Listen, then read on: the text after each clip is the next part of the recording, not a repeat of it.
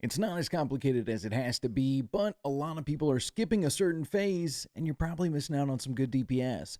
This is the boss guide for Morphaz and Hazzas in the Sunken Temple. My name's Coyote, and let's get to it. Stupid coyote. This is a simple boss with 3 phases, and some of the basic principles apply, but if you're skipping one of these phases, you're missing out on some much needed damage. But don't worry, we'll get to that after we cover abilities and positioning. Starting off with Hazzas. Every dragon's got this mechanic. It's a tail swipe mechanic, but his comes with a little back blast area.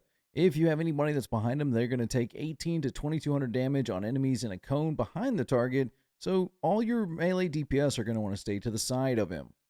Your off tank should be there in the meantime as well, because his next ability is Corrupted Breath. This does 1200 to 1700 nature damage and an additional 500 damage every 1.5 seconds to enemies in a cone in front of the caster. This is your tank swap mechanic. Next up is Dreamer's Lament. This is a daunt he's going to put out on 6 different targets. It's going to tick pretty heavily.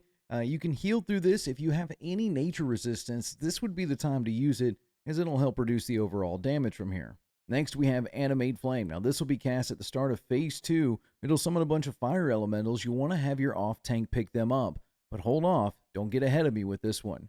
Finally, our last ability is Lucid Dreaming. Now, this will be cast at the start of Phase 2 and Phase 3, which puts players in your raid into the dream state, and they'll be taking on Morphaz. Now on to Morphaz. His only ability is a countdown clock. That's right. Eternal Slumber. You have 30 seconds to exit the dream on either phase. In Phase 2, it's just a matter of getting woken up, but in Phase 3, it's a complete DPS check. You're going to have to kill the bosses before this goes off. When it comes to tanking the boss, tank him in the center of the room. He's going to fly there anyway when he goes to summon the animated flames, and it's going to be easier for your off-tank to pick up. Make sure your off-tank and melee DPS are to the side of the boss, and have your range and healers pick a stack point. Pixel stack on this because it's going to come in handy in Phase 2. Outside of this, the positioning will not change, except for when you go down into the dream phase. When it comes to the dream phase, the big thing is to spread out. You don't want to be clumped up together because there's an ability of flying boulders that'll target. If you're too stacked, it's just massive AoE damage to a bunch of players in one tiny area instead of minor damage spread out amongst everybody. Once you exit the dream, return to your Phase 1 positioning and hold off there until you go back into Phase 3, and then just spread out again for that final burn phase. Something I'm seeing quite a lot is players are not using the dream to their advantage. When you're in the dream, the dragon in there takes double damage, so you want to spend as much time in there as possible.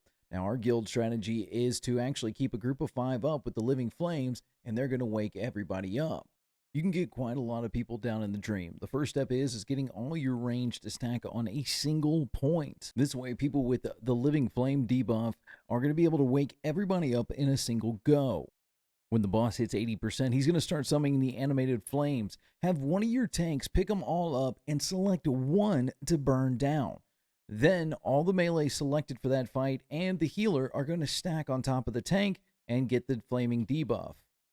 Those not selected should run over and stack on top of the ranged players so that way they can go spend some time in the dream and be waken up very easily.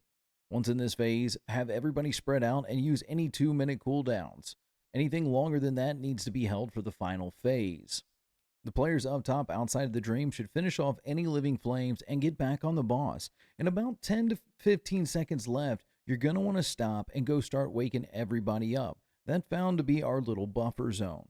You can also use the Nightmare Vines. There are only 5 Nightmare Vines, though, under there.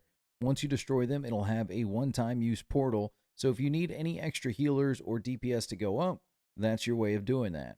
The boss in the dream phase does not need to be tanked, so go ahead and go ham on him. Once everybody's waking up from the dream, it just repeats down to that 30%. Now, once you hit about 35%, have your melee go ahead and peel off and go to the range stack group and be ready, so that way they are a lot closer to where the boss is. Now, you can always move the boss over to where he's going to be, but a lot of movement with this boss could do a lot of unnecessary damage that you want to hold off from doing. Once you're back in the dream, it's just a race to 0. You've got 30 seconds to kill the boss, and I'm sure you'll do fine. That's it for Morphaz and Hazzas. Make sure you're using the dream to your advantage. If you didn't know he was taking 100% extra damage in the dream phase, do me a favor, subscribe to the channel, like this video, drop a comment if you're doing this any differently and it's yielding the same results that we're getting. I want to hear from you in the comments below. My name's Coyote, and as always, happy adventures. Stupid coyote.